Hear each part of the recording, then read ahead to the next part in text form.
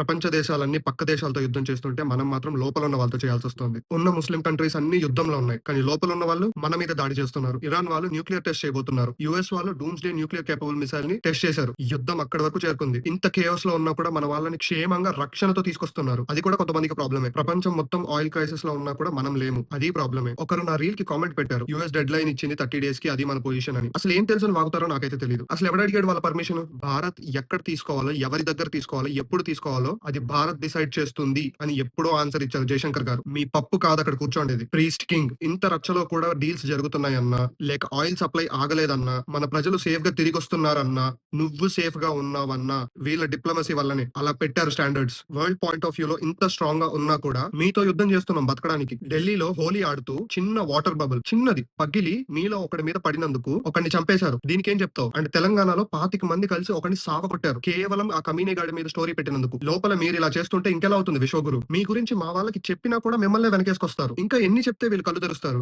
వీడు లైవ్ లో ఈ దేశం నాది కాదు, నాకు పాలస్తీనే ఎక్కువ అంటున్నాడు. మా దేవుడు చెప్పాడు కాఫీర్స్ తో ఫ్రెండ్షిప్ చేయకూడదని, మేము వాళ్ళందరినీ చంపేస్తామని ఓపెన్ గా చెప్తున్నాడు. వీళ్ళకి ఒక లెక్కన బాంబు పెట్టడానికి వీళ్ళు ఏమైనా ఆలోచిస్తారా? అయ్యో హ్యుమానిటీ అని. వీళ్ళల్లా ఎంతమంది ఉన్నారో తెలుసా లోపల? బయట నుండి వచ్చిన వాళ్ళని తరిమి తరిమి కొట్టాం, కొడతాం కూడా. అది పెద్ద విషయమే కాదు. మీలాంటి వాళ్ళని అన్నదమ్ములుగా భావించి మోసపోయి చేస్తున్నారు. ఇంకా ఎన్ని చూపియాలి వీళ్ళకి? ఎన్ని వెన్నుపోట్లు పొడిచినా, ఎన్ని దొంగ దెబ్బలు తీసినా తింటూ చస్తారు. అదే నూరిపోశారుగా శాంతి పోరాటం పేరుతోటి. జై హింద్, జై భారత్, జై శ్రీరామ్.